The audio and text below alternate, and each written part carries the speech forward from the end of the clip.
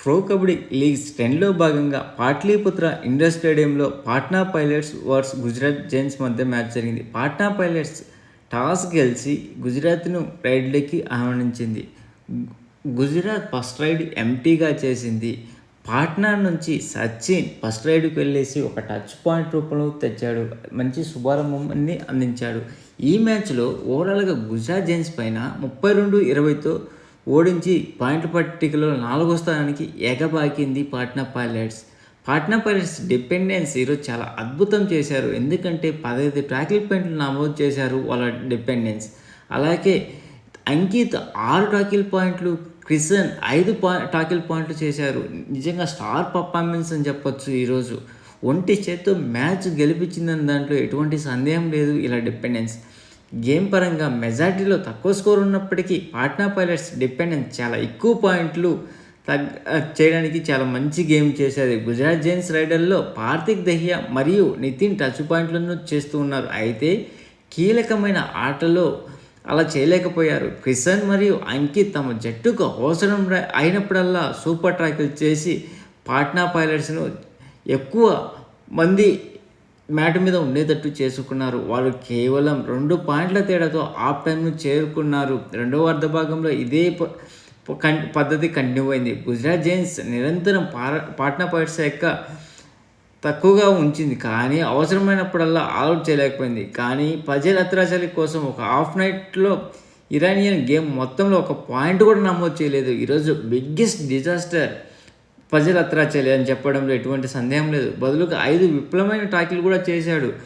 ఆఖరి 3 నిమిషాల ఆటలో పాట్నా పైలట్స్ తలకిందులైంది. ఎందుకంటే సందీప్ కుమార్ డువా డైల్లోకి వెళ్ళినప్పుడు 3 టచ్ పాయింట్లతో తిరిగి రావడంతో గుజరాత్ జైంట్స్ పతనాన్ని ప్రారంభించారు. వారి గేమ్లో 1 నిమిషం మిగిలి ఉండగానే అప్పుడు స్కోర్ 30-19 ఆధిక్యంలో సాధించింది.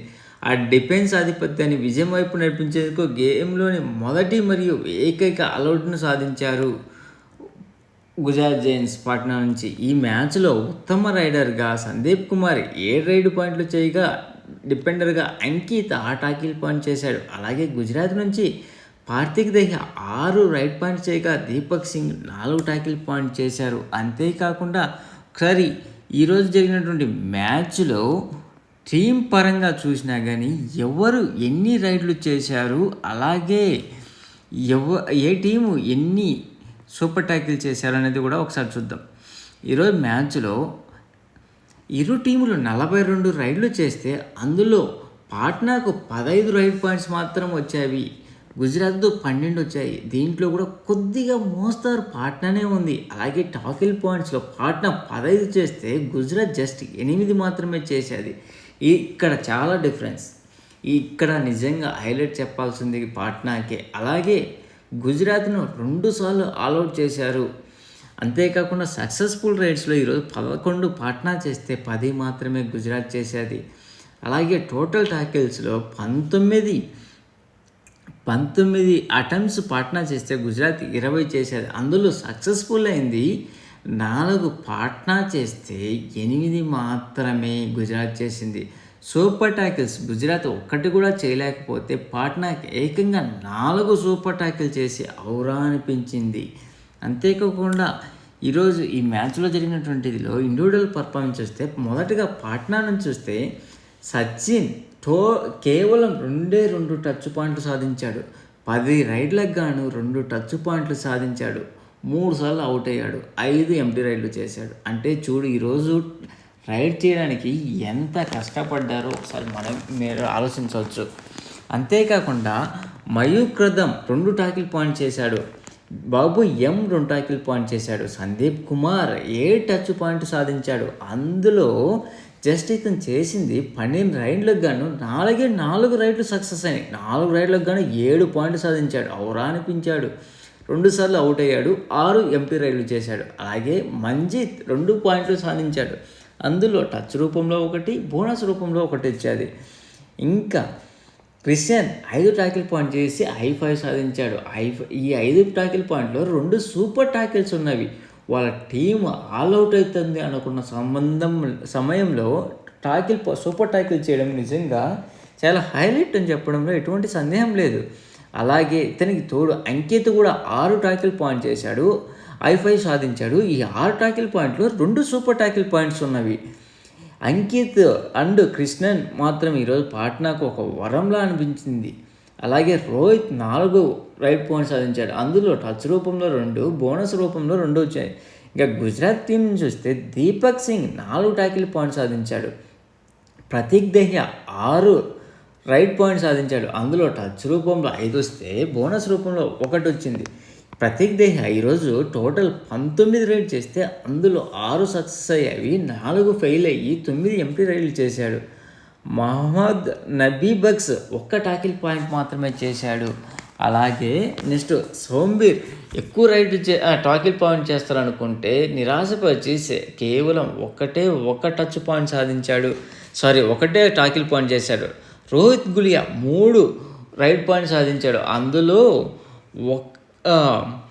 3 కూడా బోనస్ రూపంలో వచ్చినవే. ఇంకా నెక్స్ట్ నితిన్ 5 పాయింట్లు సాధించాడు, 3 టచ్ రూపంలో వస్తే 2 టాకిల్ రూపంలో వచ్చినవి.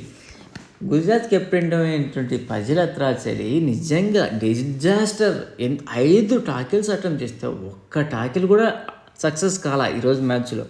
అందువల్లనే ఇంత ఘోరంగా గుజరాత్ ఓడిపోయిందని చెప్పొచ్చు. ఇప్పుడు ఓడిపోయిన తర్వాత ఏ టీము ఏ పొజిషన్లో ఉందో ఒకసారి చూద్దాం. మొదటగా జైపూర్ పింక్ పంథర్స్ 16 మ్యాచ్లకు గాను 66 పాయింట్లతో అగ్రస్థానంలో ఉండగా, పూణేరి పల్టన్ 15 మ్యాచ్లకు గాను 63 పాయింట్లతో సెకండ్ ప్లేస్లో ఉంది. దబాంగ్ ఢిల్లీ 16 మ్యాచ్లకు గాను 59 పాయింట్లతో థర్డ్ ప్లేస్లో ఉంది.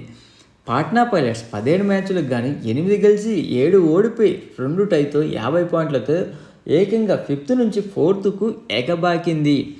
అలాగే హర్యానా స్టీలర్స్ 16 మ్యాచ్లకు గాను 50 పాయింట్లతో 6th ప్లేస్లో ఉంది. గుజరాత్ జైన్స్ 16 మ్యాచ్లకు గాను 9 గెలిచి 7 ఓడిపోయి 49 పాయింట్లతో ఏకంగా 4th నుంచి 6th పడిపోయాది. తమిళ్ తలయాస్ 16 మ్యాచ్లకు గాను 40 పాయింట్లతో 7th ప్లేస్లో ఉంది. యూ ముంబా 16 మ్యాచ్లకు గాను 40 పాయింట్లతో 8th ప్లేస్లో ఉంది. బెంగళూరు బుల్స్ 16 మ్యాచ్లకు గాను 40 పాయింట్లతో 9th ప్లేస్లో ఉంది. బెంగాల్ వారియర్స్ 16 మ్యాచ్లకు గాను 39 పాయింట్లతో 10th ప్లేస్లో ఉంది. యూపీఏత 16 మ్యాచ్లకు గాను 23 పాయింట్లతో 11th ప్లేస్లో ఉంది. తెలుగు టైటాన్స్ 16 మ్యాచ్లకు గాను 16 పాయింట్లతో చిట్టచివరిగా ఉండి ఈ సీజన్లో మొదటి ఎలిమినేట్ అయిన టీమ్గా చరిత్రకి ఎక్కింది. అలాగే ఇప్పటి వరకు టాప్ రైడర్స్ అలాగే టాప్ డిపెండర్స్లో ఉన్నటువంటి టాప్ 3లో ఎవరున్నారో ఒక్కసారి మనం గమనిద్దాం. మొదటగా మనం రైడింగ్కు సంబంధించి చూస్తే అర్జున్ దేశ్వాల్ జైపూర్ టీం నుంచి 180 పాయింట్లు సాధించాడు.